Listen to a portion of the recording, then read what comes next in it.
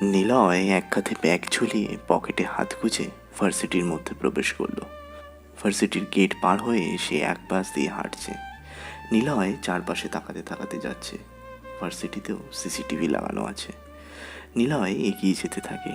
কিছু দূর আসার পর নিলয় দেখে কয়েকটা ছেলে জুনিয়রদের র্যাগিং করছে। নিলয় কিছু সময় দাঁড়িয়ে দাঁড়িয়ে সেগুলো দেখতে থাকে। হঠাৎ শুনতে পেল, তুই তাহলে আমাদের ছেলেকে মেরেছিস? নিলয় ঘুরে তাকায়। কয়েকটা ছেলে এসে সামনে দাঁড়িয়েছে। নিলয় ভালো করে দেখে সামনে যে কয়েকটা ছেলে দাঁড়িয়ে আছে ওদের পেছনে দুটো ছেলেকে সে চেনে, কারণ কাল রাতেই ওদের সাথে দেখা হয়েছিল। নিলয় বলল, কাল রাতে 3টে বাচ্চাকে পড়া না পাওয়ার জন্য মেরেছিলাম। ওরা কার লোক, কার পয়দা করা ছেলে জানি না, এখন জানলাম। আসি। ওই দাঁড়া দাঁড়া, কিলার রাশেদের নাম শুনেছিস? আমি সেই কিলার রাশেদ। এই এলাকা আমার। আমি এখানে যেটা বলি সেটাই হবে। You are killer, I am your master. আচ্ছা কিলার ভাই, আপনি দিনে কয় টাকা ইনকাম করেন? এই, তোর কাছে আমি কি টাকার জন্য এসেছি? আহ, বলুন না, দরকার আছে। দিনে 3-4 হাজার তো করি, মাসে 1 লাখের বেশি। ও, আপনাকে মাসে 1.5 লাখ দিব। আপনি আমাকে এই শহরের সবচাইতে বড় গ্যাংয়ের নাম্বারটা দিবেন, রাজি? আর আমার হয়ে কাজ করবেন। আপনার নাম্বারটা দেন। মানে তুই কে ভাই? হুট করে এত টাকার অফার কেন করছিস? আমার বস আমাকে এই শহরের বড় মাস্তানের নাম্বার খুঁজছে, তাই সেটা দরকার, বুঝলেন ভাই? তুই পুলিশের লোক নয় তো?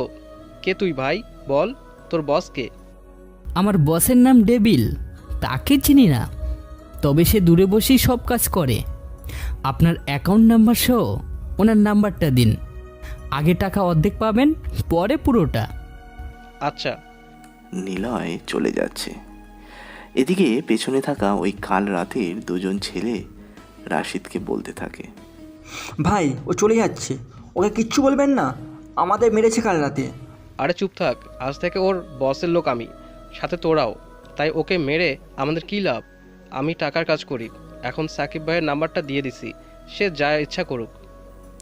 উল্লেখ্য, সাকিব হলো ঢাকা ইউনিভার্সিটি সহ এই থানার এমপির বড় ছেলে ও একজন মেয়র। আর বড় কথা সেই হলো এই সব কিছুর গোপনে মাস্তানিও করে বেড়ায়। নিলয় এখন ওকেই খুঁজছে। কেন খুঁজছে? এটাই তো মাইন্ড গেম। নিলয়ের হ্যাকিংয়ের মাইন্ড হ্যাক, আর ওদিকে মাস্তানদের হাত করে শহরের সব কিছু নিজের কবজায় করে রাখবে। নিলয় শহীদ মিনারের সিঁড়িতে গিয়ে বসল। নিলয়ের এক হাতে হ্যাকিং ওয়াচ, যা দিয়ে সে এখানে থাকা সব লোকাল এরিয়ার অবস্থান বুঝে ফেলবে। আর এক হাতে মাছির আকৃতি একটি ড্রোন কিট, যা দিয়ে সে ব্যাংকের মধ্যে সব সিসি ক্যামেরাকে ব্লক করে দেওয়ার জন্য পরিস্থিতি বুঝতে পারবে। নিলয় ছোট থেকেই মাইন্ড গেম নিয়ে চলতো। ওর ছোট থেকেই একটা কথা নিজেই নিজেকে বলতো, মানুষ চেষ্টা করে একবার, আর মহামানব চেষ্টা করে বারবার। এজন্য প্রথম যেদিন ও রাতে জেগে হ্যাক নিয়ে প্রতি রাতেই সময় কাটাতো, মনে মনে ভাবতো কিভাবে অন্যের তথ্য ঘরে বসেই জানা যাবে, কিভাবে সব কিছুর তথ্য আমার কাছে চলে আসবে। সে এমনই সব ভাবনা চিন্তা করত। সে চেষ্টা করেছে, সব সময় পড়েছিল এরই পেছনে, আর এখন সে এটারই ফায়দা নিচ্ছে। প্রথম হ্যাকের মাধ্যমে ব্ল্যাকমেল করে যা টাকা পাওয়া গেছিল তা প্রায় শেষ। এজন্য নতুন কোনো ব্যাংক হ্যাক করার প্ল্যান করছে। নিলয় সিঁড়িতে বসে কথাগুলো ভাবছিল।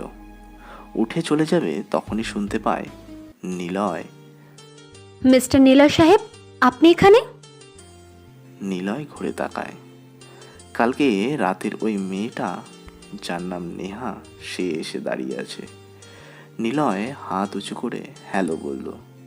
নেহা এগিয়ে আসে নিলয়ের কাছে। নিলয়ের পাশে বসে বলল, আমি নেহা, মনে আছে? আপনি এখানে কখন এসেছেন? এই মাত্র। কোন ডিপার্টমেন্ট?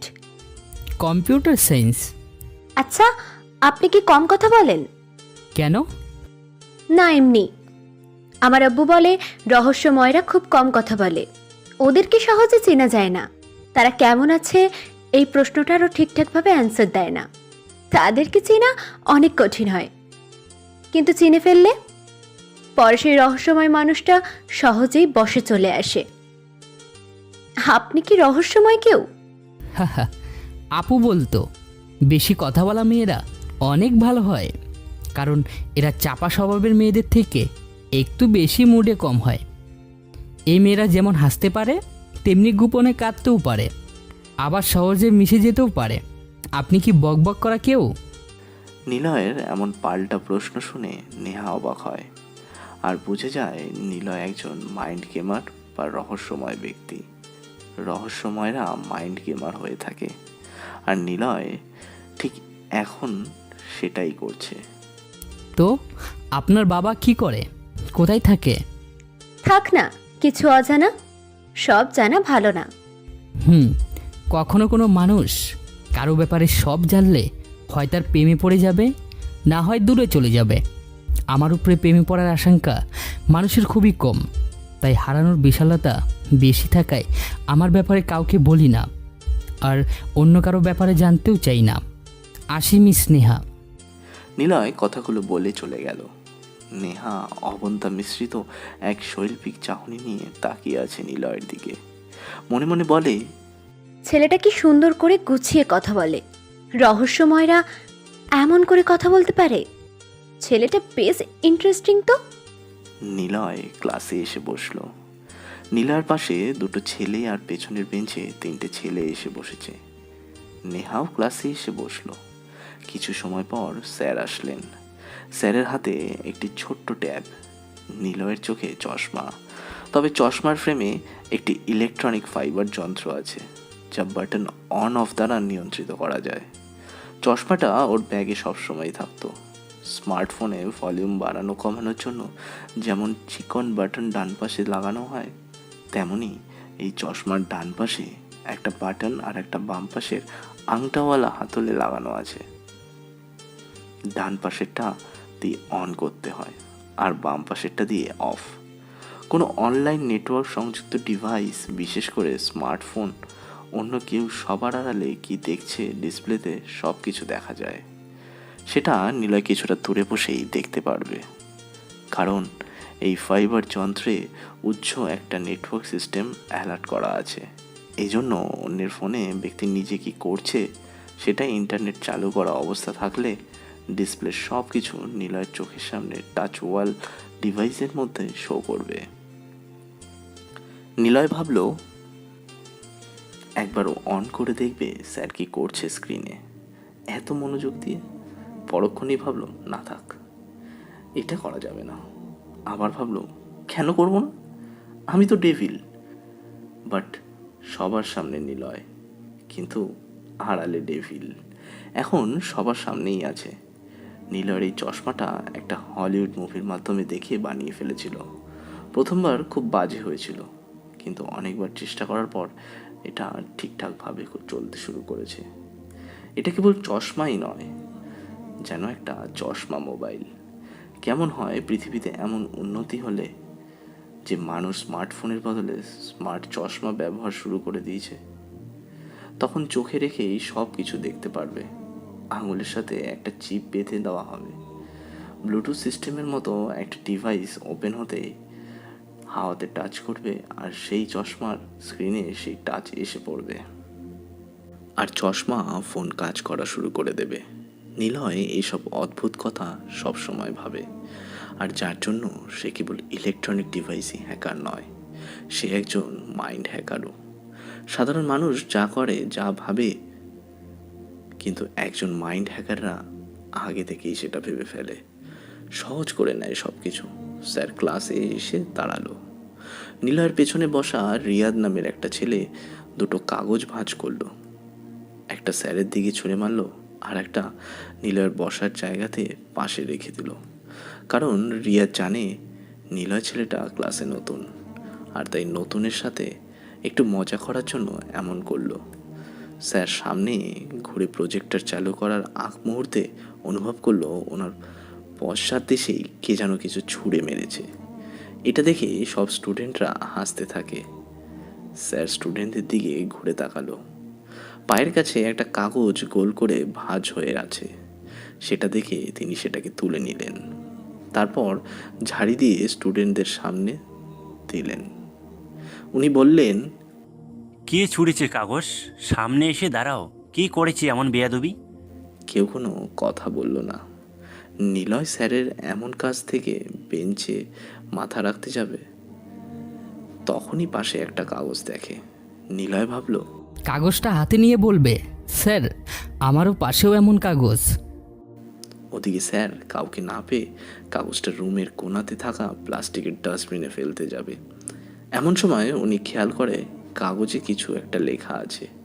উনি কাগজের দলামলা ছাড়িয়ে লেখাটা পড়ে, স্যার আপনার মেয়েকে ভালোবাসি।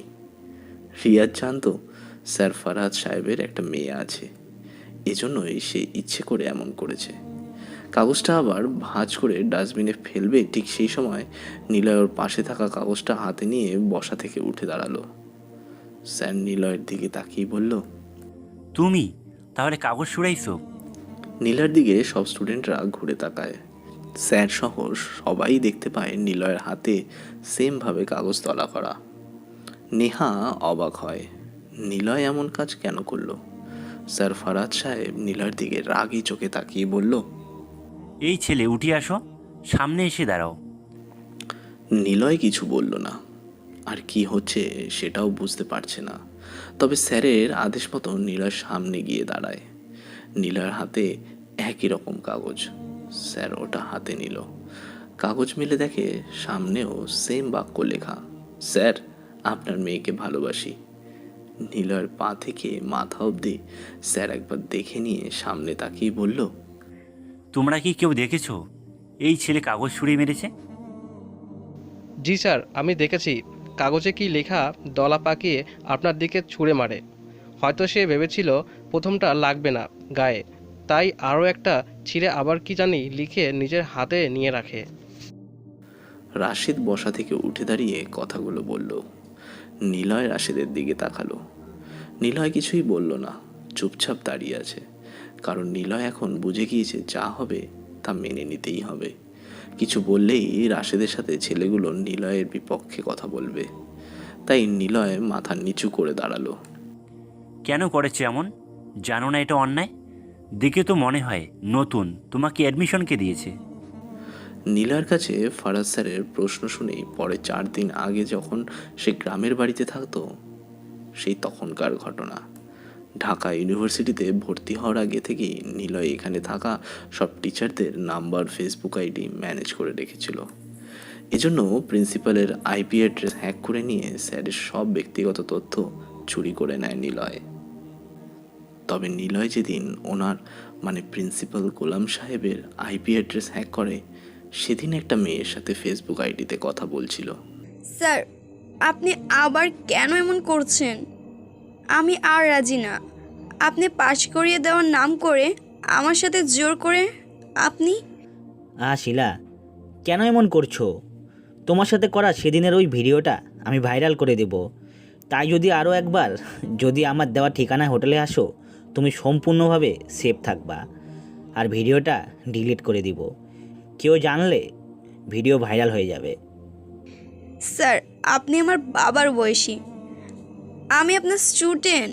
কেন এমন করছেন? চুপ, যা বলছি শোন, না হলে দেব ভাইরাল করে, বুঝছিস? আমার মুখ কিন্তু ভিডিওটাতে দেখা যাচ্ছে না, সবটা তোকেই দেখা যায়। আর প্রমিস, এবার আসলে তোর ভিডিও ডিলিট করে দিব। চ্যাটিং শেষ করে গোলাম সাহেব। নিলয় মনে মনে কয়েকটা গালি দেয় স্যারকে। সালা টিচার হয়ে স্টুডেন্টের সাথে এমন করছে। নিলয় দেখে গোলাম সাহেব অনেকজনকে মেসেজ করছে। গোলাম সাহেব শিরা শামসে গ্যালারি থেকে ভিডিও ডিলিট করার জন্য ওনারই একটা ফেক আইডিতে সেই রেকর্ড করা ভিডিওটা সেন্ড করে রেখে দিল।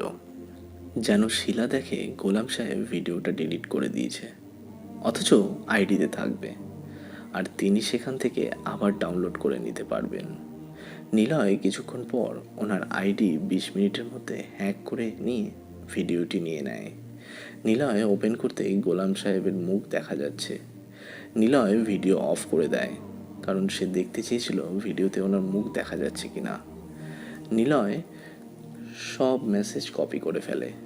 ভিডিও নিয়ে ওনার আইডি থেকে চলে আসলো। গোলাম সাহেবকে নিলয় ফোন দেয়।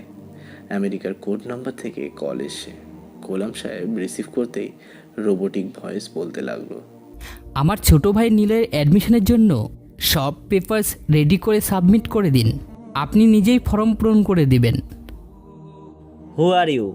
Devil, call me devil. তুমি যে হও না কেন, আমি কোনো নিলয়কে চিনি না, আর তোমার কথা মতো চলি না। কোথা থেকে বলছো তুমি? নরক থেকে। ডেভিলেরা সেখানেই থাকে। আপনি নিলয়কে না চিনলেও আমি শিলাকে চিনি। হোটেলের ভিডিও সব জানি। দেখো প্লিজ, ওগুলো ভাইরাল করো না, আমি শেষ হয়ে যাব প্লিজ। গুড। তাহলে আপনি নিজেই নিলয়ের নামে অ্যাডমিশনের সব রেডি করে দিন। সে আমার পরিচিত ছেলে। আরেকটা কথা, শিলার ভিডিও আমি ডিলিট করে দিয়েছি, তবে আমার কাছে আছে। আজকের পর তাকে বা অন্য কোনো মেয়েকে হয়রানি করছেন, আপনাকে কেউ এই ডেভিলের হাত থেকে বাঁচাতে পারবে না। আরেকটা কথা শুনুন, your information your health, and health is wealth. এরপর কল কেটে দেয় ডেভিল। মনে মনে হাসতে হাসতে বলে, ডেভিল হবে ভয়ঙ্কর আর নিলয় হবে হাবাগোবা। নিলয় হবে হোয়াট হার্ড একার আর ডেভিল হবে ব্ল্যাক হার্ড একার। হা হা হা হা। তারপর নিলয় অ্যাডমিশন পায় ওখানে। এই ছেলে, কথা বলো না কেন? নাম কি তোমার? নিলয় যেন লাফ দিয়ে উঠল, পাশে তাকায়। ফারাজ স্যারের হাতে কাগজটা দেখে নিলয়ের মনে পড়ল সে কোথায় আর কী বা করতে এসেছে। নিলয় আমতা আমতা করে বলল, স্যার, আমার নাম নিলয়। কথাটা বলেই নিলয় ভ্যাঁ ভ্যাঁ করে কান্না করা শুরু করে দিয়েছে। স্যার সহ ক্লাসে থাকা সবাই অবাক হয়ে যায় নিলয়ের এমন কান্না দেখে, কারণ মাস্টার্সে আসা সব স্টুডেন্ট অনেকটাই বড় হয়। কেউ বিবাহিত হয়, আবার কেউ জব করেই মাস্টার্স করে। কিন্তু নিলয়ের এমন কাণ্ড দেখে স্যার কি বলবে তাই বুঝতে পারছে না। সাথে সাথে স্টুডেন্টরাও হেসে ওঠে। স্যার এমন হাবাগোবা ইনোসেন্ট ছেলে দেখে শাস্তি আর কি দেবে, তিনি নিজেই হেসে উঠল। কিন্তু নিলয় এমন কাজ করেছে, তাকে শাস্তি না দিলেও তো হবে না। তাই নিলয়কে বলল, নিজের বেঞ্চে গিয়ে দাঁড়িয়ে থাকবা, 2 কান ধরে 1 মিনিট। নিলয় কাগজগুলো ডাস্টবিনে রেখে বেঞ্চে এসে দাঁড়ালো। সবাই ভাবছে নিলয় এমনটা কখনোই করবে না, কারণ এখানে থাকা সব স্টুডেন্টরা প্রাইমারি বাচ্চা নয়। কিন্তু সবার ভাবনাকে অবাক করে দিয়ে নিলয় কান ধরে দাঁড়ালো। নিলয়কে কান ধরে দাঁড়াতে দেখে সবাই হাসতে থাকলো।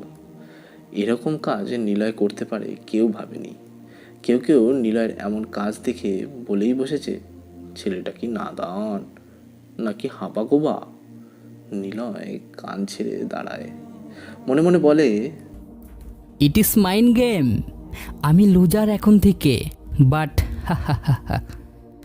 ফারাদ স্যার ক্লাসে মন দিয়ে বলল সবাইকে বই বের করতে বলল, প্রশ্ন করলো, পৃথিবীর প্রথম মেকানিক্যাল ক্যালকুলেটরের নাম কি? কে বলবে? নেহা উঠে দাঁড়ায়। নেহা স্যারের দিকে তাকিয়ে বলল, ফার্স্ট লাইন। ব্যাখ্যা দিতে কে পারবে? কেউ কোনো কথা বলছে না, সবাই চুপচাপ বসে আছে। স্যার নেক্সট প্রশ্নে যাওয়ার আগে প্রথম প্রশ্নের ডিটেলস বলতে যাবে, তার আগেই নিলয় উঠে দাঁড়ায়। নিলয় বলে, 1642 সালে ফরাসি গণিতবিদ ব্লাস প্যাক্সেল তার বাবাকে ট্যাক্সের গণনা কাজে সাহায্য করার জন্য প্যাসকেলিং যন্ত্রটি তৈরি করেন। এই যন্ত্রটি অ্যারিথমেটিক মেশিন বা প্যাসকেলের ক্যালকুলেটর বলা হয়। এই যন্ত্রটি দিয়ে যোগ ও বিয়োগের কাজ করা যেত। প্যাসকেল যখন যন্ত্রটি আবিষ্কার করেন তখন তার বয়স ছিল মাত্র 18 বছর। বাহ, অনেক জানো তো তুমি। ধন্যবাদ স্যার। জন নেপিয়ার কত সালে লাগারিদম আবিষ্কার করেন? প্রতি সেট নেপিয়ারের হাটে কয়টি রোড থাকতো? স্যারের এরকম প্রশ্ন শুনে সবাই চুপ হয়ে গেল। নিলয় যেমন হ্যাক বিষয়ে দক্ষ, একজন মাইন্ড হ্যাকার তেমনই ভালো স্টুডেন্টও সে। ছোট থেকেই ওর টেকনোলজি খুব করে আকর্ষণ করত। ক্লাস 8-এ ওঠার পর নিলয় আইসিটি বই 3 দিনে পড়া কমপ্লিট করে ফেলেছিল। এই 3 দিনের মধ্যে নিলয় আইসিটি বইয়ের পেজ নাম্বার সহ কোন পেজে কি লেখা আছে সব কম্পিউটারের মতো বলে দিতে পারত। তাই নিলয় নিজেই উঠে দাঁড়িয়ে অ্যান্সার দিল। 1614 সালে আর তার প্রতি সেড নেপিয়ার হারের রোড থাকতো 11টি। স্কটল্যান্ডের গণিতবিদ জন নেপিয়ার 1617 সালে নেপিয়ারের হার নেপিস বোনাস নেপিস রোড উদ্বোধন করেন। এই যন্ত্র দিয়ে গুণ ও ভাগের কাজ করা যেত। মৃত্যুর আগে এই হারগুলো দিয়ে ক্যালকুলেশন করার পদ্ধতি তিনি একটা বইতে লিপিবদ্ধ করে যান। বইটির নাম ছিল রাবডোল জিয়া বা স্পিকিং রোজ। সবাই বিমূঢ় হয়ে নিলয়ের সব উত্তরগুলো শুনছে। ভালো ভালো স্টুডেন্টরাও সেগুলো কালেক্ট করে রাখলো। এমনকি নেহাও সব কিছু নোট করে নিল। নিলয় এসব কিছু দেখে মুচকি হাসছে। স্যার অবাক হয়, এত ইজিলি উত্তর দিচ্ছে পেঁচালো প্রশ্নগুলোর, কিভাবে পারছে সব? স্যার আরও প্রশ্ন করে, ইন্টারনেট ব্যবহারকারীকে কি বলা হয়? নেটিজেন। মানুষকে বলা হয় হোমোসোপিয়েনেস। কোন যন্ত্রকে বলা হয় সিলিকোসেপিনেস? কম্পিউটারকে। Niloy, you are genius. Sir এসব তো হাই স্কুলের প্রশ্ন, সবাই পারে। নিলয়ের কথা শুনে স্যার চুপ হয়ে গেল। ক্লাসের সবাই এতক্ষণে নিলয়কে নিয়ে হাসাহাসি করছিল। তারাই এখন ইমপ্রেস হয়ে গেছে। ক্লাস শেষ হয়, নিলয় চলে যাচ্ছে। পেছন থেকে নেহা ডাকলো। নিলয় দাঁড়ায়। নিলয়ের অনেক কাজ। ডেভিলের জন্য পোশাক বানাতে হবে, সাকিবদের সাথে ওর কথা বলতে হবে, ব্যাংক ডাকাতি করার প্ল্যান করতে হবে, অনেক কাজ ওর। জি বলুন। আমরা তো একই ক্লাসে পড়ি, তুমি করে বলি। ওকে, বলো। তুমি এমন হাদারাম কেন? মানে কি করলাম? সবার সামনে কান ধরে কেন দাঁড়ালে? স্যারের অর্ডার পালন করেছি মাত্র। আচ্ছা আসি। শোনো, কিছু মনে না করলে একসাথে চটপটি খেতে যেতে পারি। অন্য দিন, বাই। নিলয় চলে যাচ্ছে, আর ওদিক দিয়ে বাইক নিয়ে কয়েকটা ছেলে প্রবেশ করলো। ছেলেগুলোর মধ্যে লিডার গোছের ছেলেটা হলো সাকিব। নিলয় তাকে চেনে না, আর সাকিবও চেনে না নিলয়কে। দুজনই দুদিক দিয়ে চলে যাচ্ছে নিজের মতো করে। অর্কের কথা শুনে নিলয় চুপচাপ বসে সামনের দিকে তাকিয়ে আছে। স্ক্রিনে নীরার সব ফেসবুক ডিটেলস দেখা যাচ্ছে। নিলয় সিগারেট বের করলো। টানতে টানতে নীরাকে নিয়ে কল্পনা করছে ও। নিলয় আজকে 3টে কম্পিউটার কিনে এনেছে। দুতলার বড় ঘরে আগে থেকেই 3 জনের কম্পিউটার ছিল, তবু নিলয় আরও 3টে কিনে এনেছে, সাথে বড় একটা স্মার্ট এলইডি মনিটর, যেটা সামনের দেয়ালে টাঙিয়ে দিয়েছে। আচ্ছা বাদ দে, ব্যাংকের সব অ্যাকাউন্ট হ্যাক করার পরিকল্পনা করা যাক।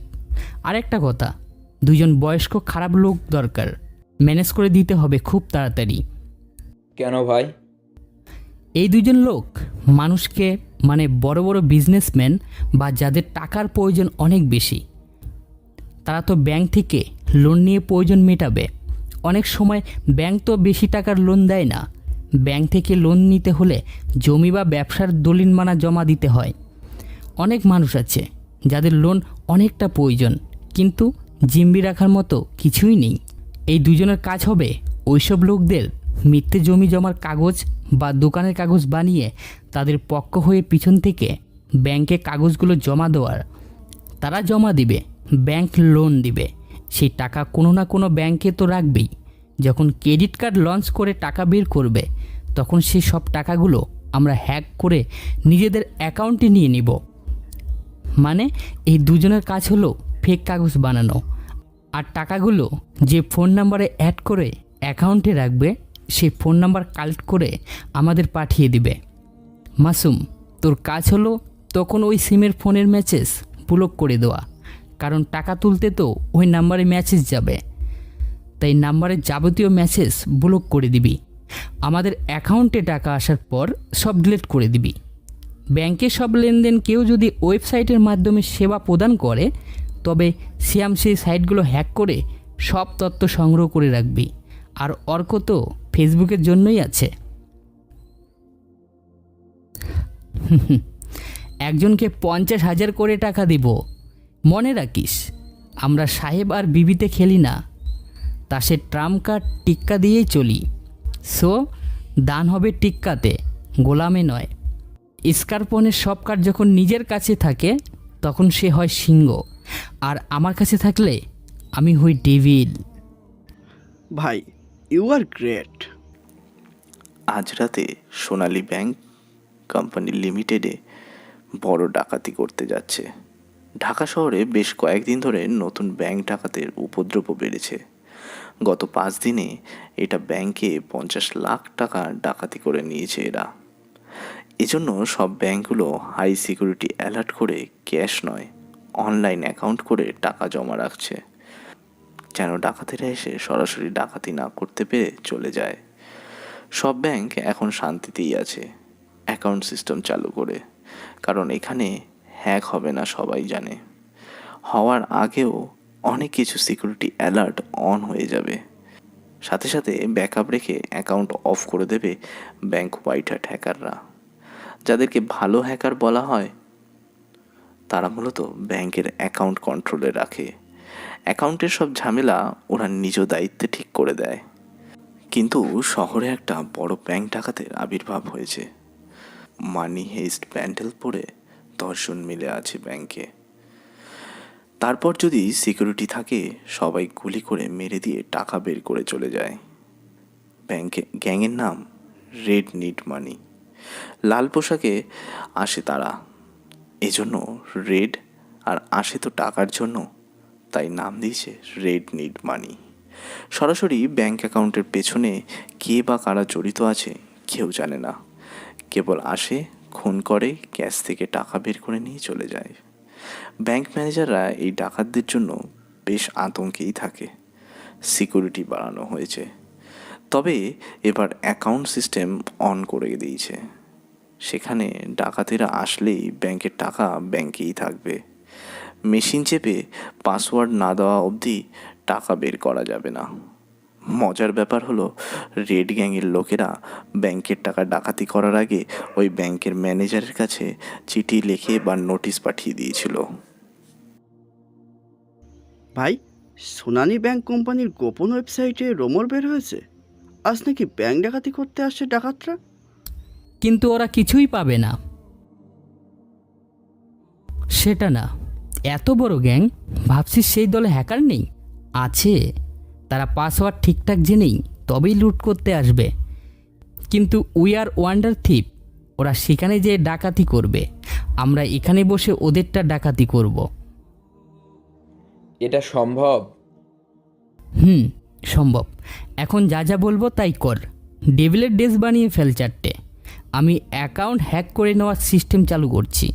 শ্যাম, ব্যাংকের ওয়েবসাইট অ্যাকাউন্ট ডিটেলস আছে না? দে সেটা আমাকে, হ্যাক করে দে জলদি। ঠিক আছে ভাই, একটু দাঁড়ান। Hello dear, introduce my self, I am devil, call me devil.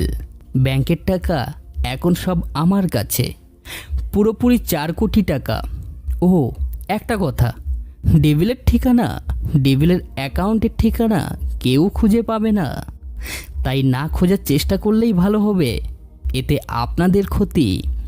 বলা যায় না, আপনাদের ফোনে সব ডিটেলস আমি জেনে গেলাম, তখন আপনি যা করবেন আমি দূরে বসেই দেখতে পাবো।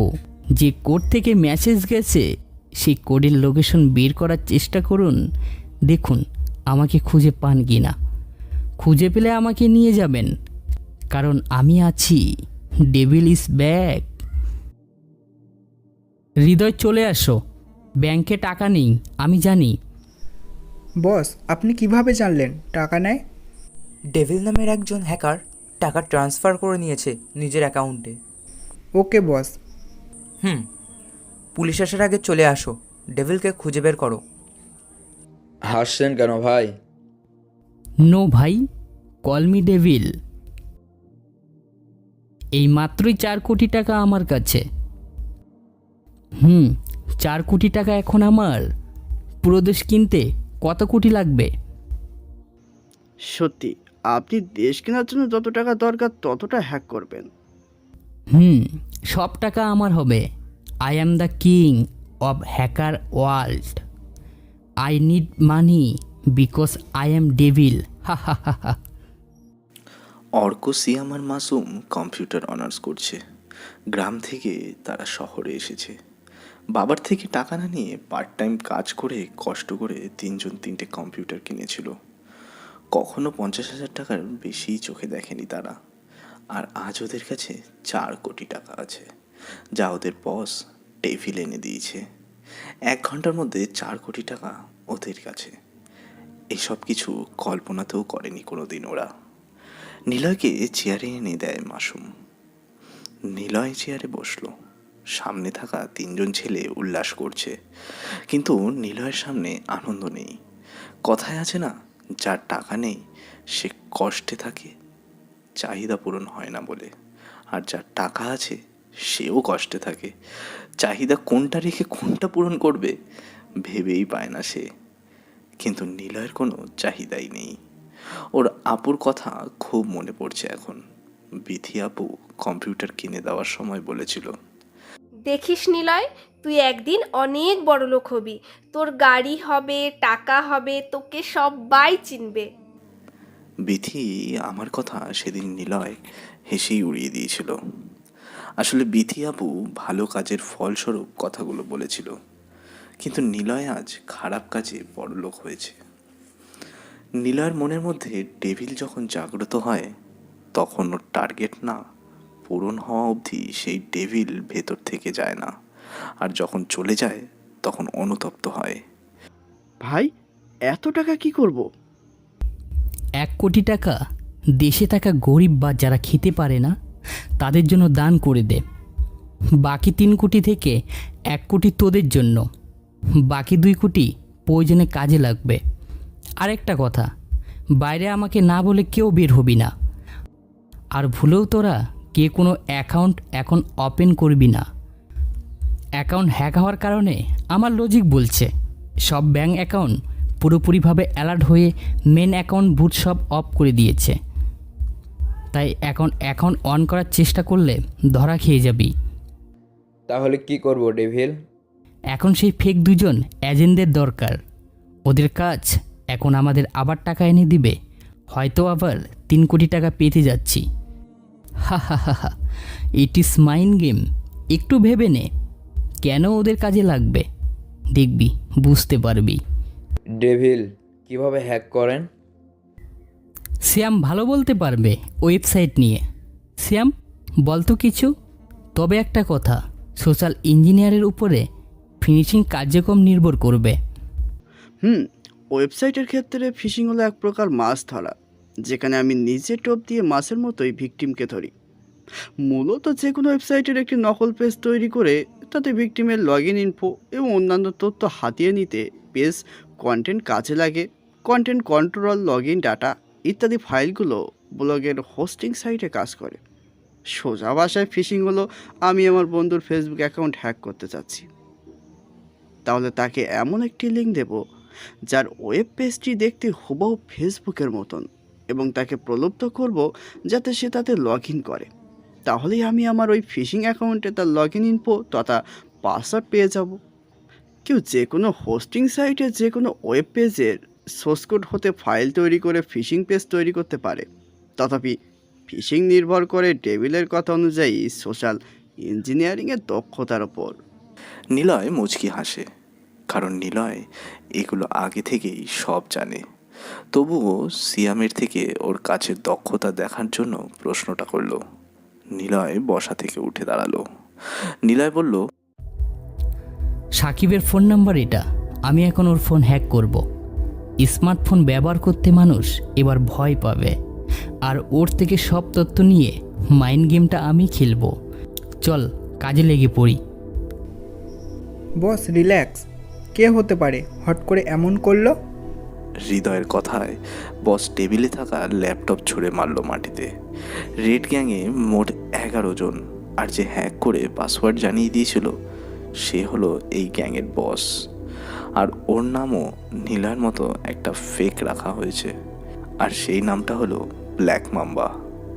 আর সে হলো একজন মেয়ে। ব্ল্যাক মাম্বা ল্যাপটপ ছুঁড়ে ফেলে দিল। আমাদের 1 বছরের প্ল্যান এই প্রথম নষ্ট হলো। আমি ডেভিলকে চাই। বস, ইন্টারনেট ব্যবহার করে তাকে খুঁজে বের করার চেষ্টা করুন। তার কোনো ইনফরমেশন আমার কাছে নেই, আর সে খুব বুদ্ধিমান। স্ক্রিনে মেসেজ পাঠিয়ে নিজে থেকেই সেই মেসেজ আমার মনিটর থেকে ডিলিট করে দেওয়ার ক্ষমতা রাখে। মানে সে আমারও কম্পিউটার ওর আওতায় এনে মেসেজ পাঠিয়েছে। টাকা আমার প্রয়োজন। Money is health, money is wealth, money is world. I need money, only need money. ডেভিলকে ধরবই, বাট তার আগে এবার দেশের 5টা ব্যাংকের মধ্যে 4 নম্বর ব্যাংকে ডাকাতি করবই। এবার সেটা সফল করতেই হবে। যত সিকিউরিটি থাকুক না কেন, ওই ব্যাংকে থাকা 10 কোটি টাকা আমার চাই। ব্যাংকের নাম যমুনা সিকিউরিটি ব্যাংক লিমিটেড। এই ব্যাংকে সব কৃষক কর্তৃক টাকা রাখা আছে। অ্যাকাউন্ট থেকে 10 কোটি টাকা আমার চাই। ব্ল্যাক মাম্বার কথা শুনে সাথে থাকা 10 জন টাকার কল্পনাতে ভেসে যায়। ওদের সামনে এখন দুটো শত্রু, পুলিশ আর ডেভিল। পুলিশ হলো সম্মুখ প্রতিপক্ষ, আর ডেভিল হলো রহস্যময় প্রতিপক্ষ। পুলিশকে ফাঁকি দিয়ে তারা ঠিকই ডাকাতি করতে পারবে, কিন্তু ডেভিল তাকে কি করে ফাটকাবে? ভাই, সাকিবের সব তথ্য এই পেন ড্রাইভে। মাসুমের কথা শুনে হাত থেকে নিলয়ের পেন ড্রাইভ হাতে নিল। ওদের 4 জনের গায়ে একই রকমের পোশাক, মুখে হ্যাকার মাস্ক, গায়ে কালো কোট আর হুড টুপি।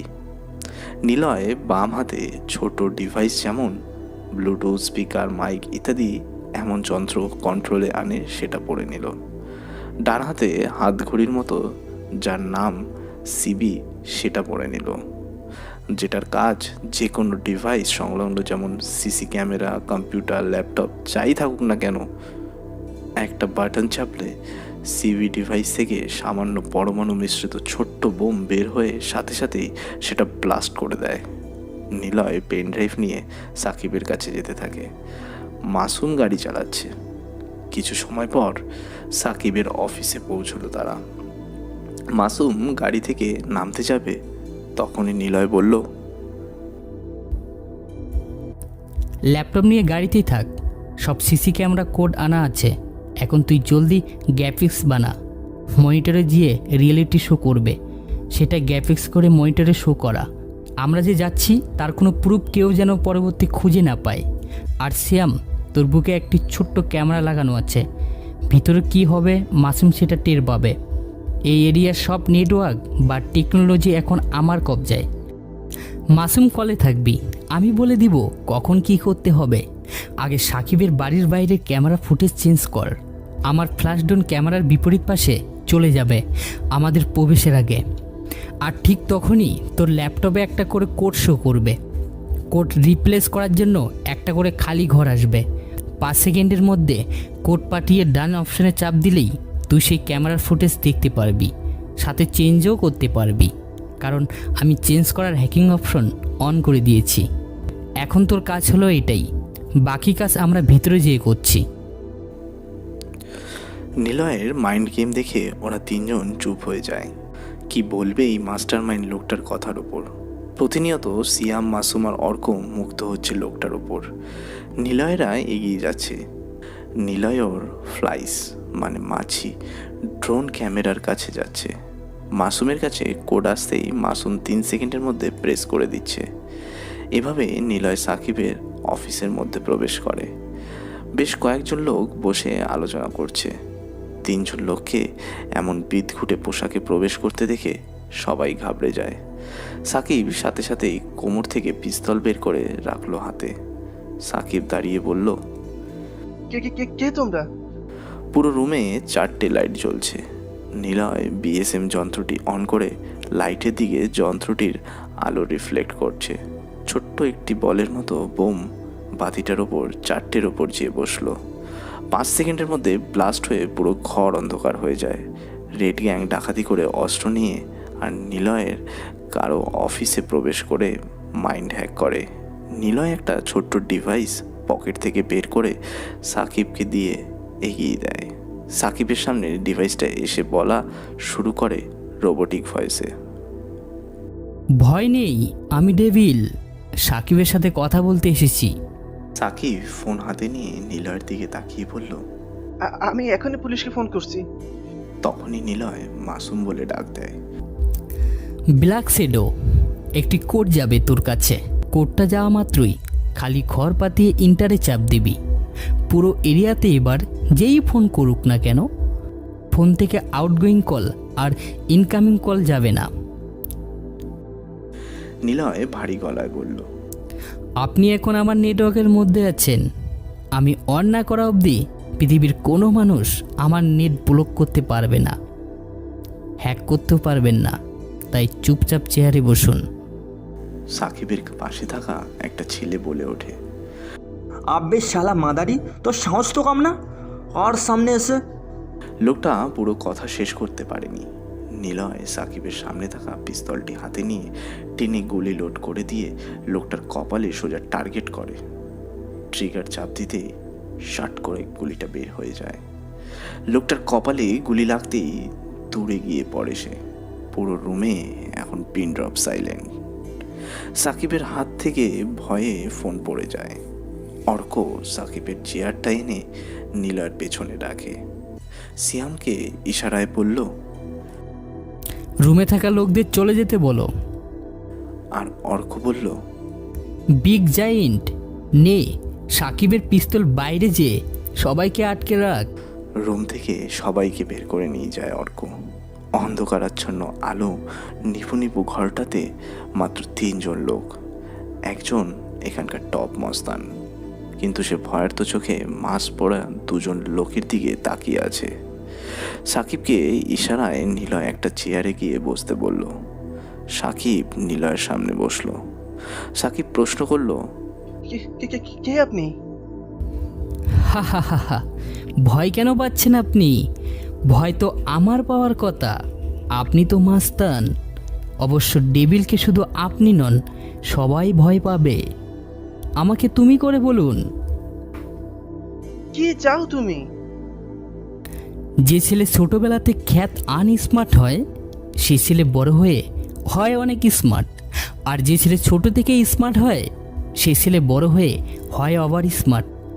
আমি কে এটা সহজ উত্তর কখনো পাবেন না। আমি কি করি এটার উত্তর আপনি ঠিক করে পাবেন না। আমার প্যাচাল কথার মধ্যে আপনি সব উত্তর পাবেন। তবে আমার মতো ওভার স্মার্ট হতে হবে, তখনই বুঝবেন আমি কে আর আমি কি চাই। আমার কাছে তুমি কেন এসেছো? কি পরিচয়? এমন ভয়ঙ্কর রুমে কেন আসছো? আমি devil, call me just devil. আমার অস্তিত্ব নেই। আপনার কাছে কেন এসেছি জানেন? এই যে পেন ড্রাইভ দেখছেন, এখানে আপনার আর আরোহিতা নীরা আইডির সাথে যাবতীয় phone call, messaging, video call, video clip, audio clip, photos সব কিছু আছে। কি? কে তুমি? হা হা হা হা। নিলয় হাসতে থাকে। হাসতে হাসতে চেয়ার থেকে পড়ে যাবে যেন। হাসি থামিয়ে নিলয় বলল, আগেই বলেছি আমি ডেভিল, কিছুই চাওয়ার নেই। ডেভিল কারো কাছে কিছু চায় না। আপনার বাংলাদেশের 1 নম্বর ব্যাংকে, বর্ণলতা ব্যাংক যার নাম, সেখানে 17,56,84,2872 টাকা আছে। Account serial 24 number, account number 99911122, অ্যাকাউন্টের পাসওয়ার্ড 546535। কিন্তু আমার অ্যাকাউন্টের পাসওয়ার্ড 119922। হা হা হা হা, আই ডিড ইট। করে নিলাম না আপনার মাইন্ড হ্যাক। আপনি নিজেই আপনার অ্যাকাউন্টের পাসওয়ার্ড বলে দিলেন। এটা হলো ডেভিলের মাইন্ড গেম। এখন আমি না বলা অবধি ব্যাংকের কর্তৃপক্ষ কেন, পৃথিবীর কোনো শক্তি আমার অনুমতি ছাড়া পাসওয়ার্ড চেঞ্জ করতে পারবে না। এবার বলুন আপনি কি চান, পেন ড্রাইভ নাকি না অ্যাকাউন্টের পাসওয়ার্ড? সাকিব পুরো হতভম্ব হয়ে যায়। মাসুম আর সিয়াম নিলয়ের এমন মাস্টার মাইন্ড গেম দেখে হাততালি দিয়ে বলে,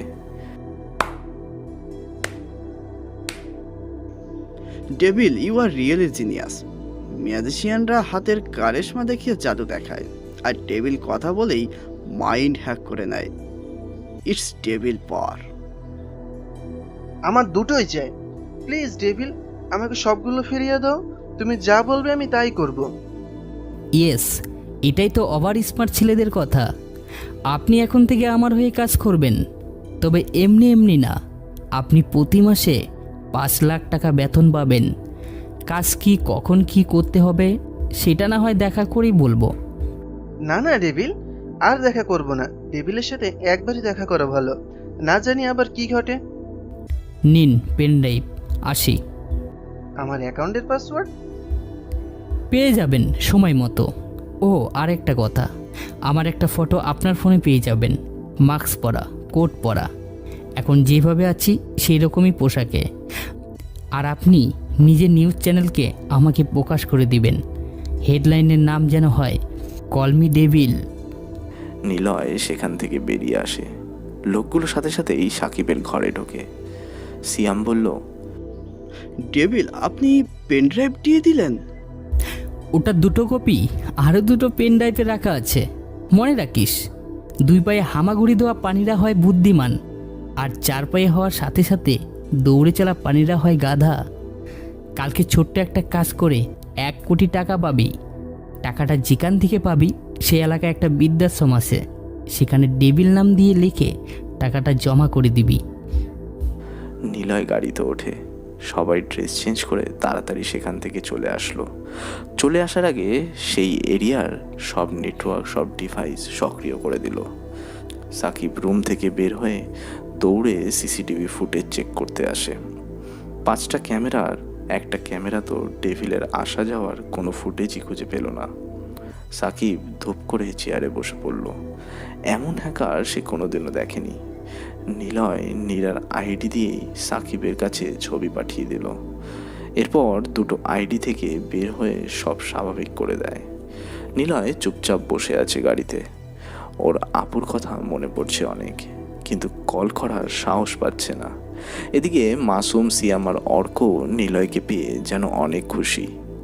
এত খুশি ওরা এর আগে কোনোদিনও হয়নি, কারণ নিলয় আর কোন সাধারণ হ্যাকার নয়, সে এখন ইন্টারন্যাশনাল হ্যাকার।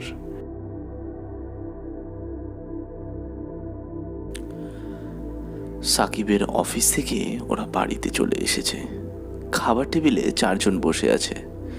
অর্ক হঠাৎ করেই প্রশ্নটা করলো নিলয়কে।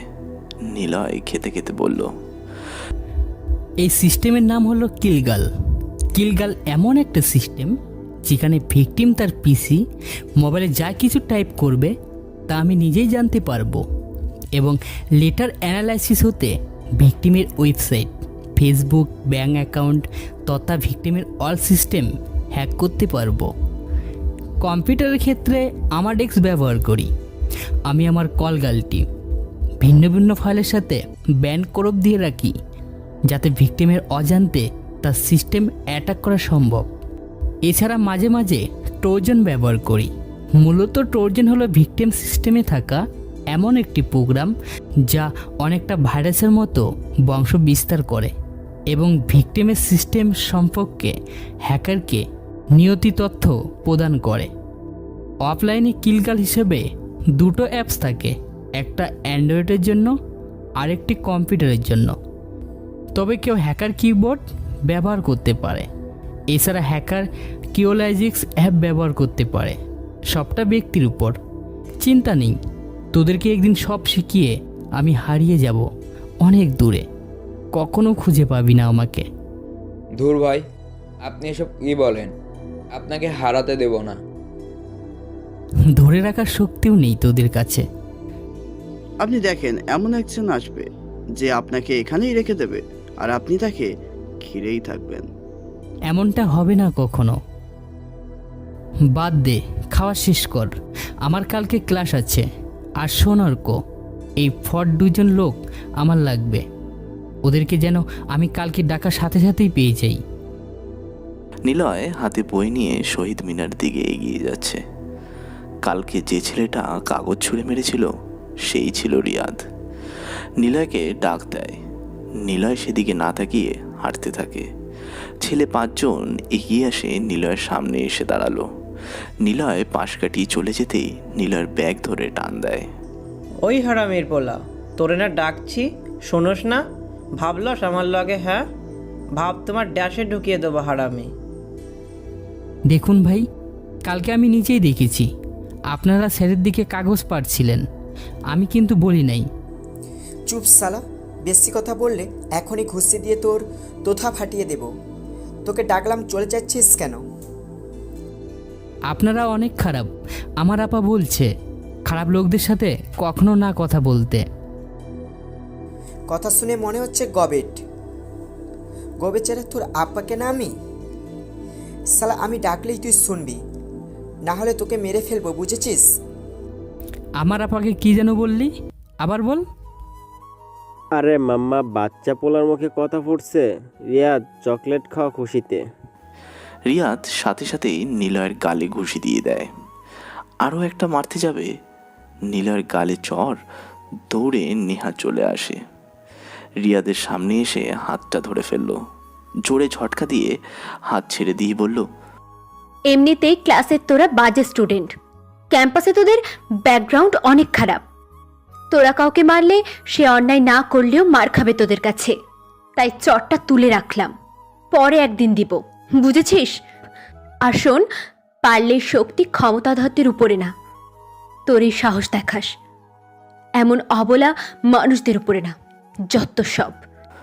নেহা নিলয়ের হাত ধরে টেনে নিয়ে চলে আসলো শহীদ মিনারের ওপর। নেহা বসে পড়ল সিঁড়ির ওপর। নিলয় নেহার হাতের দিকে তাকিয়ে আছে। নেহা নিলয়ের দিকে তাকাতেই ব্যাপারটা খেয়াল করে, আর সাথে সাথেই নিলয়কে প্রশ্ন করলো, এই তুমি আমার হাতের দিকে তাকিয়ে কি দেখছো? নিলয় যেন নেহার হাত ধরাতে অন্য জগতে চলে গিয়েছিল। হঠাৎ নেহার এমন কপাট রাগ ভঙ্গিমায় প্রশ্ন নিয়ে নিলয় উত্তর দিল, আসলে দেখছিলাম তোমার হাত কেটে গিয়েছে কি না। সেদিন তোমাকে সেভ করায় আমার হাত কাটছিল, আজ আমাকে সেভ করলে হাত কাটছে কি না চেক করছিলাম। তোমার মতো আমিও রুমাল এগিয়ে দিতাম, এই আর কি। তাই না? ফ্লার্ট করা হচ্ছে? আর সেদিন তো ফাইট করছিলা, আজকে কি হয়েছে? সেই দিন একটা মেয়ের সবচাইতে দামি জিনিসটা সেভ করার জন্য উপরওয়ালা শক্তি দিয়েছিল। নিজে অবাক হয়েছিলাম, এত সাহস শক্তি কোথা থেকে পেয়েছি। সেদিন যদি বড় কিছু হতো তবুও মরার আগে অনুভব করতে পারতাম একটা তো ভালো কাজের জন্যই মরতে পেরেছি। নিলয় কথাগুলো এমন ইমোশন নিয়ে বলবে নেহা একদমই এক্সপেক্ট করেনি। নেহা এখন কিছুই বলছে না, তবে পাশে বসা ছেলেটা দিন দিন যেন নেহার ভাবনাতে চলে আসা শুরু করেছে। ছেলেটা কেমন যেন ইমপ্রেসিভ, কথা আর কাজগুলো অনেক গোছালো, বেশ ইন্টারেস্টিং ছেলেটা। কিন্তু নিলয়ের ব্যাপারে গোপনে নেহা এগুলো ভেবেই মুচকি হাসছে। নিলয়ে নেহার হাসি দেখে বলল, হাসছো কেন? বলা যাবে না কেন হাসছি, তবে তোমার উপরে না কেমন যেন একটা মায়া মায়া অনুভব হচ্ছে। মায়া? মায়া তাড়াতাড়ি কাটিয়ে ফেলো। কেন? মায়া কাটানোর কি আছে? আর তাছাড়া মায়া কি কাটানো যায়? যায়। মায়া জিনিসটা হলো প্রেমে পড়ার আগে ক্রাশের মতো, তবে মায়া আর ক্রাশের মধ্যে অনেক ফারাক। ক্রাশ হুট করেই 2 সেকেন্ডের মধ্যেই হয়ে যায়, আর মায়া জন্মায় সময় নিয়ে। কারো গভীরভাবে ভালোবাসার জন্য এই মায়াটা অনেক প্রয়োজন। মায়া না থাকলে দূরে বসে রিলেশনগুলোতে এ পাশের জ্বর হলে ও পাশ থেকে প্রেমিকা সেই প্রিয় মানুষটার জন্য কান্না করে দেয়, এটাই মায়া। তুমি কি প্রেমে টেমে পড়বা নাকি? নেহা আবারও ইমপ্রেস দৃষ্টিতে নিলয়ের দিকে তাকায়। এমন গুছিয়ে কথা বলা ছেলে নেহা খুব কমই দেখেছে। যা দেখেছে তা সব নাটক কিংবা সিনেমাতে। এই প্রথম সে কোনো ছেলেকে সরাসরি দেখছে যে কিনা গুছিয়ে কথা বলে মেয়ের ক্রাশ হয়ে যাচ্ছে। নেহা আর নিলয় গল্প করছে, হঠাৎ শুনতে পেল ক্যাম্পাসের রাস্তা দিয়ে একটা ছেলে পেপারস হাতে দৌড়ে যাচ্ছে আর চিৎকার করে বলছে, নেহা উঠে দাঁড়ায়, পিচ্চিকে ডাক দেয় জোরে। এই সাগর, এদিকে আয়। সাগর নামের পেপারওয়ালা পিচ্চিটা নেহার দিকে দৌড়ে দিল। নেহা পিচ্চির কাছ থেকে 5 টাকা দিয়ে পত্রিকার কাগজ কিনলো। নিলয় নেহার এমন পত্রিকা পড়ার আগ্রহ দেখে অবাক হয়ে যায়। কৌতূহলী হয়ে প্রশ্ন করলো, তুমি কি খুব পত্রিকা পড়াখোর নাকি? না তো, কেন? না মানে এভাবে জুড়ে ডাক দিয়ে আগ্রহ দিকে পত্রিকা কিনলেন তো, তাই ভাবলাম তুমি পত্রিকাখোর। চুপ থাকো, আগে পড়তে দাও। নেহা পত্রিকার দিকে তাকায়। প্রথম পাতায় সাকিবের ছবি দিয়ে পাশে একটা কালো হ্যাকার মাস্ক আর লম্বা হুড তোলা টুপি পরা একটা লোকের ছবি অ্যাড করে পত্রিকায় ছাপানো হয়েছে। নিলয় পাশে বসে পত্রিকা দেখতে থাকে। হেডলাইনে লেখা কল মি ডেভিল, আর বর্ণনাতে লেখা আছে, বিশিষ্ট সমাজসেবক বর্তমান মেয়র সাকিবের ওপর গত রাত 12টার পরে হামলা হয়। নিজের অফিসে সে সময় ছিলেন সাকিব। সবার সাথে গুরুত্বপূর্ণ আলোচনা করছিল তিনি। হঠাৎ 3 জন মাস্ক পরা লম্বা ড্রেস পরা লোক প্রবেশ করে সেই ঘরে। সেখানে সাকিবের সেক্রেটারিকে মেরে ফেলে একটা ভয়ঙ্কর লোক। কিছুক্ষণের মধ্যেই সেখানে পুলিশ আসে, যার জন্য সাকিব বেঁচে যায়। পুলিশ আসার আগে সেই আগন্তুকের পরিচয় জানে সাকিব।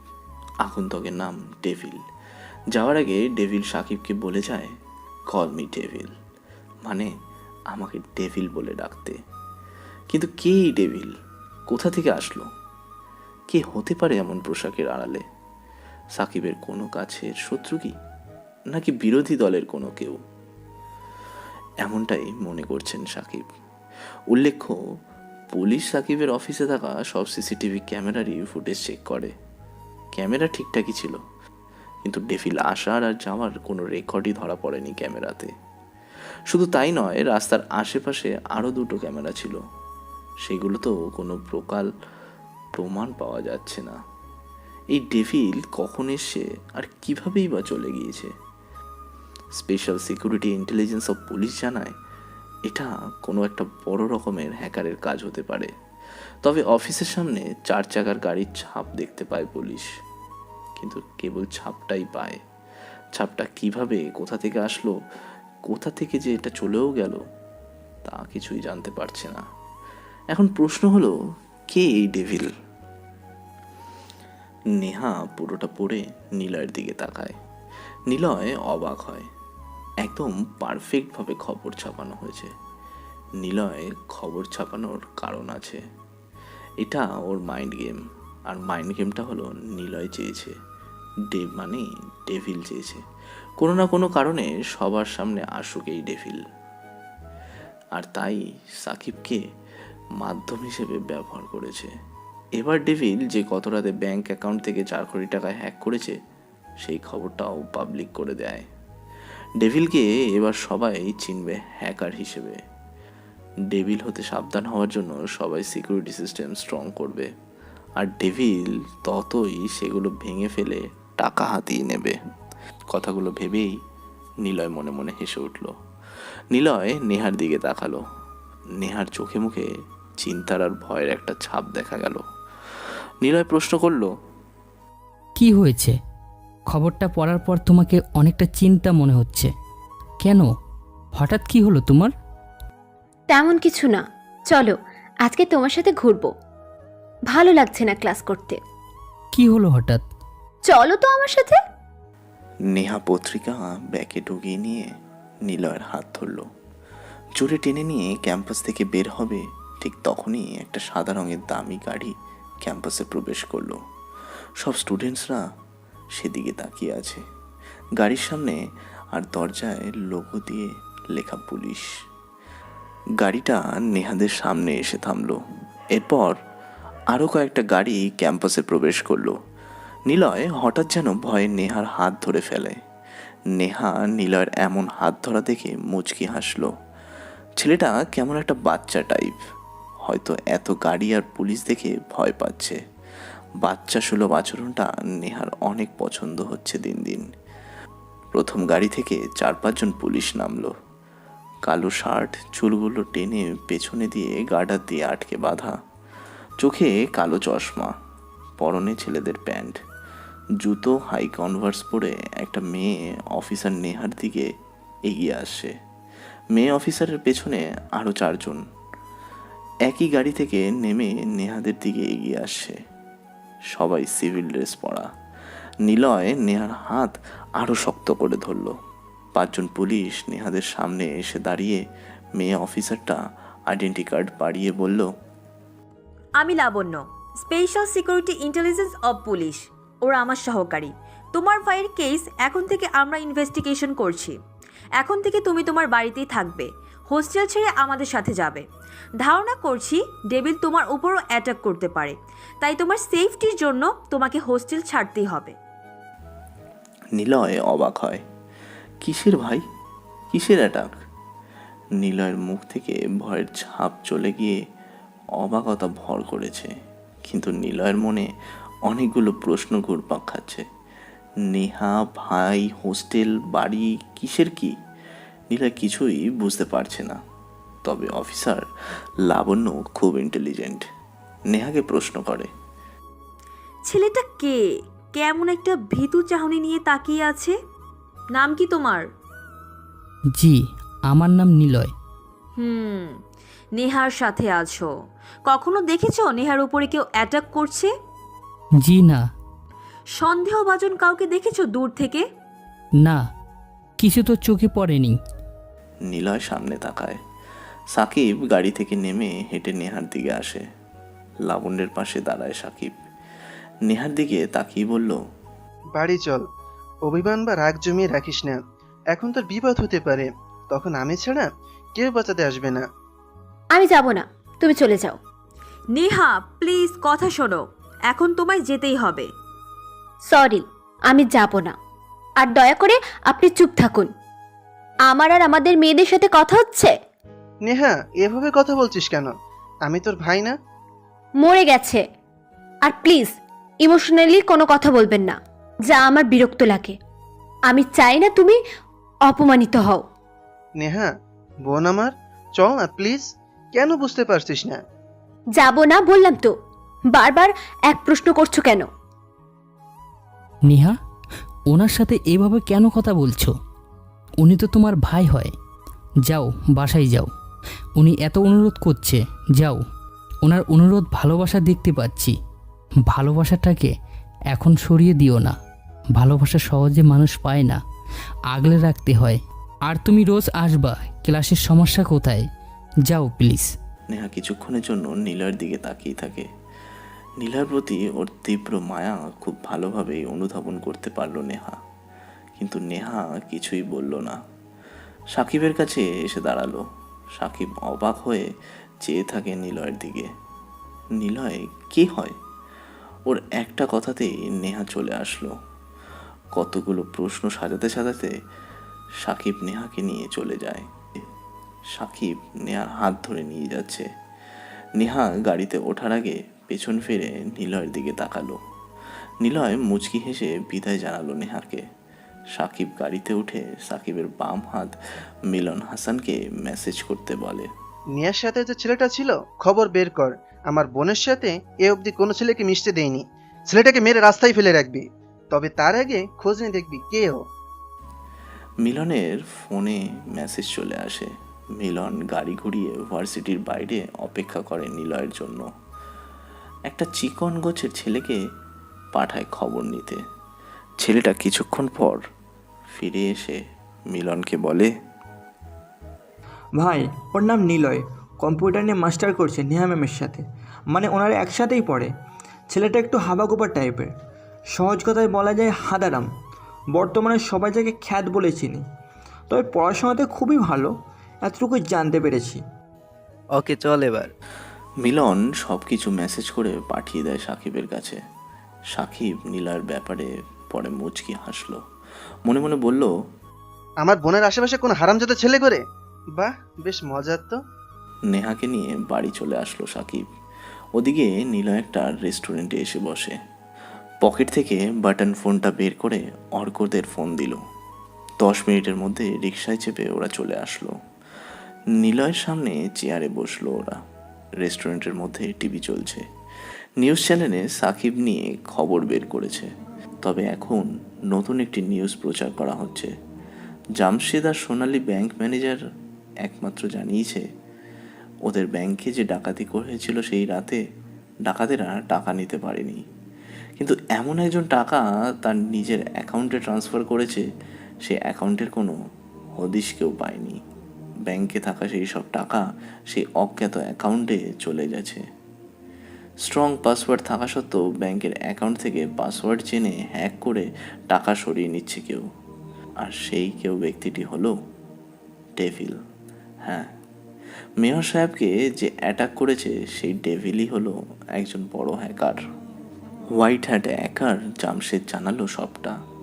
ডেভিল একজন ইন্টারন্যাশনাল হ্যাকার, যার কাছে যতই প্রোটেক্ট করানো হোক না কেন সে সেটা ভেদ করে টাকা নিজের করে নেবে। জামশেদের একটাই চাওয়া এখন, দেশের সব ছোট থেকে বড় ভালো হ্যাকারদের এক হয়ে কাজ করতে হবে, না হলে ডেভিল পুরো দেশটাকে অচল করে দিতে পারে 1 মাসের মধ্যেই। ডেভিল পুরো দেশে এখন ডেভিলকে নিয়ে নিউজ টেলিকাস্ট চলছে। নিলয় মুচকি হাসছে। মাসুম প্রশ্ন করে, ভাই আপনি হাসছেন? ওরা আমাদের ব্যাপারে জেনে গিয়েছে। শোন, ডেভিল আসে হাহা করে আর নিলয় আসে হিহি করে। দুটো হাসির মধ্যে তফাৎ কি জানিস? তফাৎ হলো নিলয় দিনের আলোতে হিহি দেয় আর ডেভিল রাতের অন্ধকারের হাহা করে। ডেভিলের হাহাতে ধ্বংস আর নিলয়ের হিহিতে ঠান্ডা মাথা মাইন্ড গেম আছে। মানে কি ভাই? ধরাই তো পড়ে গেলাম, এখন কি হবে? না, কেউ আমাদেরকে ধরার প্রমাণ কোনোদিন পাবে না। চিন্তার কিছুই নেই। কোক অর্ডার করেছি, আরামসে খা। নিলয়ের এমন ব্যবহারে ওরা 3 জন অবাক হয়। তবে নিলয় কাঁচা কোনো খেলোয়াড় নয়, ঠিক লাস্ট বলে ছক্কা মারবেই। তাই ওরাও নিলয়ের মতো চিল মুডে কোকাকোলা খেতে থাকে। অর্ক প্রশ্ন করে, তোদের চিন্তাধারা এত ছোট কেন? গভীর হয়ে চিন্তা করবি। সাকিবের সাথে ঝামেলাটা তো আমি পাবলিশ হওয়ার জন্যই করেছি। ডেভিল এখন সবার সামনেই আসছে, কিন্তু কে ডেভিল? আমি। চিনিস তুই ডেভিলকে? আমিও চিনি না, তোরাও চিনিস না কে এই ডেভিল। তাহলে এত প্যারা কেন? ডেভিলকে সবাই ভয় পাবে, তাই সামনে আনা। প্রবলেম হলে আমি তো আছি। তবে আপাতত পাশে কোনো একটি ফ্ল্যাট নে, আমরা সেখানে আজ থেকে থাকবো। ছোট্ট একটা বাড়ি নিবি, 4 জন ভালোভাবে থাকতে পারি সেই রকম। কেন, আগেরটা কি হয়েছে? প্রশ্ন করবি না আমাকে? সময় হলে বুঝতে পারবি আমি কেন বাড়ি চেঞ্জ করতে বলেছি। দিনে ছোট ঘরে আর রাতে বড় ঘরে থাকবো, বুঝতে পারছিস? বুঝিনি, তবে যেহেতু তুমি বলেছো তাই করতেই হবে। ছেলেটাকে ওর কথা শুনে কোনো প্রশ্ন ছাড়াই তুই আমার সাথে চলে এসেছিস? সাকিবের প্রশ্ন শুনে নেহা পাত্তাই দিল না। সাকিবের মেয়ে আরিতার সাথে নেহা খেলতে ব্যস্ত। সাকিব আবারও প্রশ্ন করে, ছেলেটা কে? ফ্রেন্ড। ফ্রেন্ড? তোর ফ্রেন্ডও আছে? দেখিনি তো কোনোদিন। নজর রাখতে নাকি? সব সময় না, ছেলেটার নাম আমি জানি, নিলয়, তোর সাথেই পড়ে। কাহিনীটা কি বল? কত বছর পর আমার ননদ আসছে আর তুমি এক গাদা প্রশ্ন শুরু করে দিয়েছো। নেহা, আয় তো, চলে আয় ওনার সামনে থেকে। নেহাকে ওর ভাবি নিয়ে চলে যায়, কিন্তু সাকিব মিলনকে ফোন করলো। মিলনকে বলল, শোন, নিলয় যেই হোক, আমার বোনের আশেপাশে দেখেছি, ছেলেটাকে মেরে হাসপাতালে রেখে দিবি, ব্যাস, আর কিছুই শুনতে চাই না। ওকে বস, নো চিন্তা, কাজ হয়ে যাবে। ব্ল্যাক মাম্বা মানে রেড গ্যাংয়ের লিডার একটা মেয়ে। সে ডেভিলের খবর টিভিতে দেখছিল। রাগে রাগে টিভি খুলে আছাড় মেরে মাটিতে ফেলে দেয়। জোরে চিৎকার দিয়ে বলে, এত এত প্ল্যান সব শেষ হয়ে গেল। এই ডেভিলের জন্য আমরা ধরা পড়তে যাচ্ছি। শুধু ওর জন্যই আমরা এখন সিকিউরিটি হাইয়ের মধ্যে ডাকাতি করব, যা খুবই রিস্ক। তবে একটা প্ল্যান আছে। আগে আমরা শহর ও শহরের বাইরে সব ছোট ছোট ব্যাংকে ডাকাতি করব। কোটিতে না হোক লাখ নিয়ে নিয়ে কোটিতে জমা করব। শুনেছি ঢাকার কিছুটা দূরে একটা ব্যাংকে আছে, স্বর্ণালী ব্যাংক। ওই ব্যাংকে 70 থেকে 80 লাখ টাকা আছে আপাতত সেটাই ডাকাতি করব। এরপর এভাবে ছোট ব্যাংকগুলোতে ডাকাতি করে বড় ব্যাংকে যাব, দেখি ডেভিল কিভাবে আমাদের প্ল্যান নষ্ট করে। তোমার ব্যাংক ডাকাতের জন্য প্রস্তুত হও। আমি ডেভিলকে খোঁজার চেষ্টা করছি। আমার যতদূর মনে হচ্ছে ও খুব চালাক একজন, সবার সামনেই আছে, কিন্তু কেউ ওকে চিনতে পারছে না। আমার ওকে খুঁজে বের করতেই হবে। তোমরা রেডি হও। গুড। লাবণ্য সাকিবের অফিসের সামনে এসে দাঁড়িয়েছে। সিসি ক্যামেরাগুলোর দিকে তাকিয়ে মনে মনে বলছে, ক্যামেরা কিভাবে হ্যাক করা যায়? এটা তো কোনো সাধারণ হ্যাকার নয়, বড় মাপের হ্যাকার, নিঃসন্দেহে বোঝা যাচ্ছে। আচ্ছা, ডেভিল কোনো পুরনো হ্যাকার নয় তো? আগে পুরনো যত ভালো খারাপ হ্যাকার আছে আমাদের পরিচিত অপরিচিত লোক দিয়ে তাদের খুঁজে বের করতে হবে। এই জাভেদ সাহেব। জি ম্যাম। পুরনো যত ছোট বড় ভালো আর খারাপ হ্যাকার আছে 3 দিনের মধ্যে বাছাই করে 10 জনের জ্যান্ত বডিসহ ব্যাকগ্রাউন্ড আমার চাই। সব খোঁচরদের এখন মাঠে নেমে যেতে বলো, সবাই যেন ধরে আনে তাদেরকে।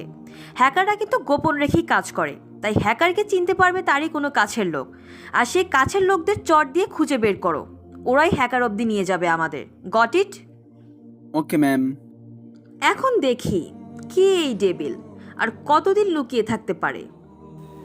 সবাই যেখানে ডেভিলকে নিয়ে ব্যস্ত, সেখানে আসল ডেভিল বেশ খুশিতেই ঘুরে বেড়াচ্ছে। নিলয় ব্রিজের ওপর বসে আছে, ওর বোনের কথা খুব মনে পড়ছে। এদিকে বিথি ওর নিচের রুমে বসে বসে কাঁদছে। আজ প্রায় 1 সপ্তাহ হয়ে গেছে নিলয় নেই। সে চলে গেছে যে কোথায় কেউ জানে না। নিবিড় তার বউ নিশাকে নিয়ে চলে গেছে শ্বশুর বাড়ি। যাওয়ার দিন নিবিড় বলে, বাবা সরি, তোমাদের বৌমা আর এখানে থাকবে না, আর আমিও তাকে ছাড়া থাকবো না। কিছু মনে করো না, আমি চলে যাচ্ছি সেখানে। যদি পারো বিধিকে বিয়ে দিও, আর হ্যাঁ, তোমরা বৃদ্ধাশ্রমে চলে যেও। মা এসে নিবিড়ের গালে কষে একটা চড় দেয়। কাঁদতে কাঁদতে বলে, বড় খোকা, তোর লজ্জা করলো না তোর বাবাকে এই কথাগুলো বলতে?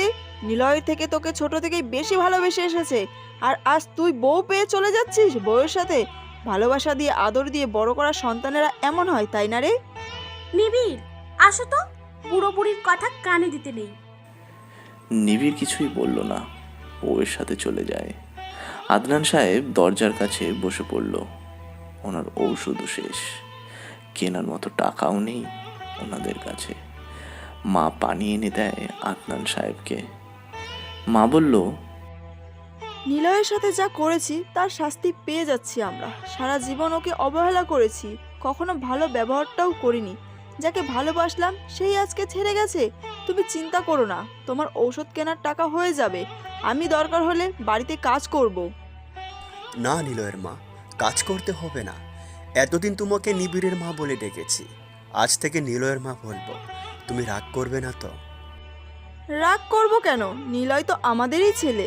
বাবা, বড় ভাই আর কখনো আসবে না, তুমি দেখো। ওর কথা বলবি না। 3 জন মিলে দরজার সিঁড়িতে বসে ছেলে হারানো নিয়ে কান্না করছে। ঠিক তখনই পাঁচিলের মেন গেটে চিৎকার করে কে যেন বিথি বলে ডাকলো। আদনান সাহেব, ওনার স্ত্রী আর বিথি এগিয়ে আসে গেটের কাছে। গেটের দরজা খুলে দেখে একজন পোস্টম্যান দাঁড়িয়ে আছে। এই যুগে পোস্টম্যান কি আর দেখা যায়? ভাবতেই বিথির মনে অনেকগুলো প্রশ্ন ঘুরপাক খেতে থাকে। এখানে বিথিকে আপনি? জি। এখানে একটা সাইন করুন। ওকে। এই নিন একটা ব্যাগ। আসি, বিথির নামে একটা চিঠি আর পার্সেল এসেছে, পৌঁছে দিয়ে গেলাম। পোস্টম্যান কথাগুলো বলে চলে যায়। বিথি গেট লাগিয়ে দিয়ে সবাইকে নিয়ে দরজার সিঁড়ির ওপর গিয়ে বসে পড়ল। ব্যাগ খোলার আগে ওর হাতে থাকা চিঠিটার খাম খুলে পড়তে থাকে জোরে জোরে। আপা, আমাকে ভুলে গিয়েছিস? আমি তোর ভালোবাসার ভাই, আর মা বাবার অপদার্থ কোলাঙ্গার বেজন্মা বেয়াদব ছেলে নিলয়। কেমন আছিস? মা বাবা কেমন আছে?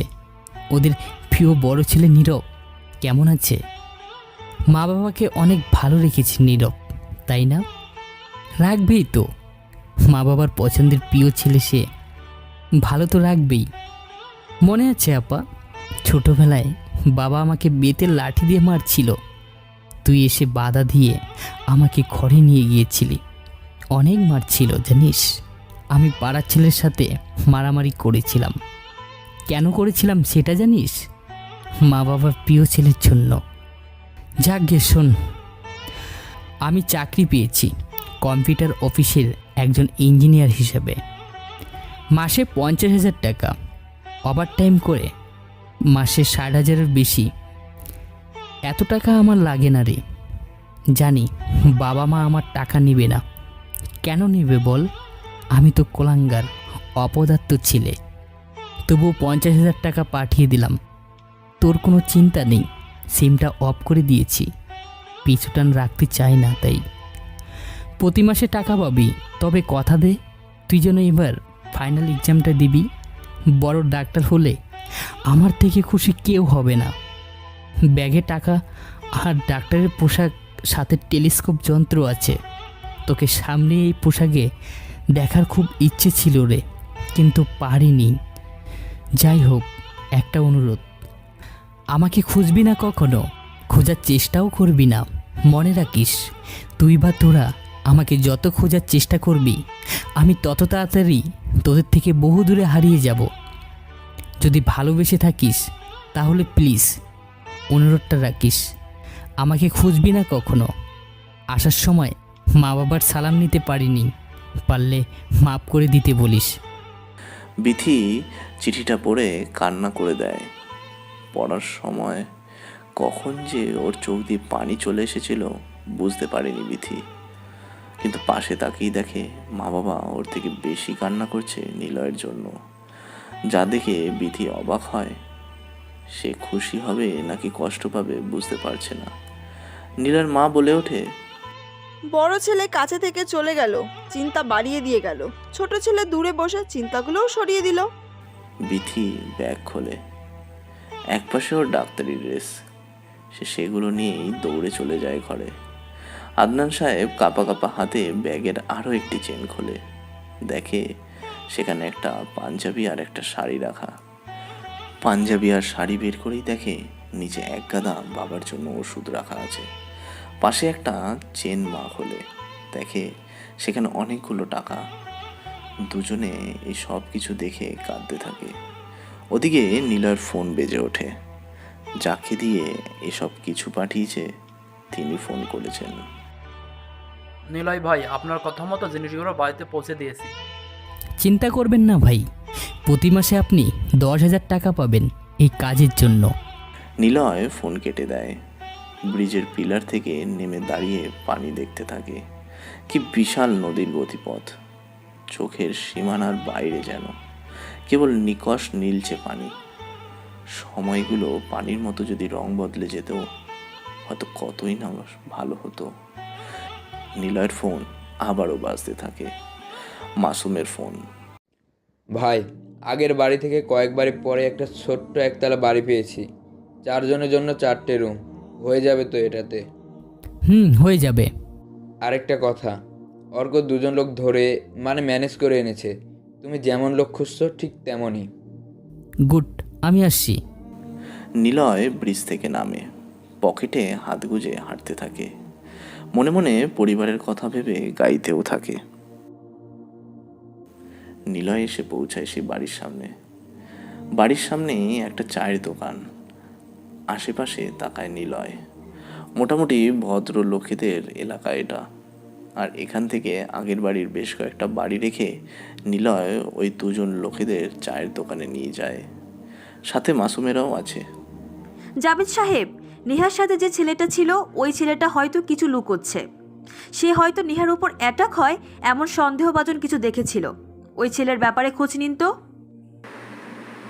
লাবণ্যের ইনভেস্টিগেশনের সময় নিলয়ের কথা মনে পড়ে যায়। তাই লাবণ্য তার সহকারী জাভেদকে ডাক দিয়ে কথাগুলো বলল।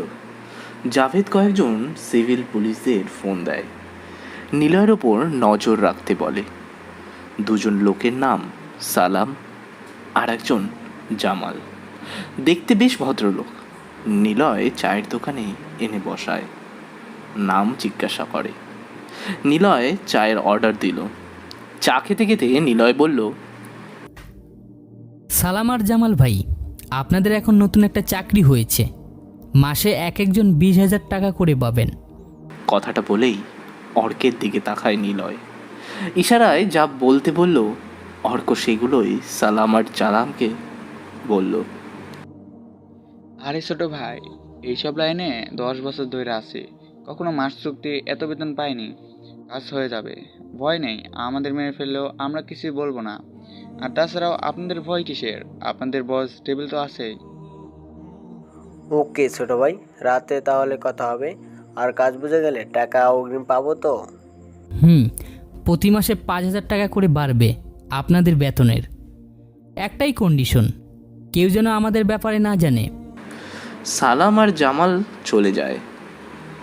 অর্ক নিলয়কে প্রশ্ন করল, ডেভিলকে একমাত্র তোরা 3 জনেই জানবি, বাকিরা কেউ দেখতে পাবে না। বুঝলাম, চলো নতুন বাড়িতে যাই। ওরা সবাই নতুন বাড়িতে আসলো। বেশ সুন্দর করে বানানো বাড়ি। মাসে বেতন 4 রুমের জন্য 10,000 টাকা। নিলয় বাড়িয়ে 20,000 টাকা করে দিয়েছে। বাড়িওয়ালা ভুলেও আর আসবে না। ভাই, সালাম আর জামালকে দিয়ে কাজটা কি হবে বলুন না একটু।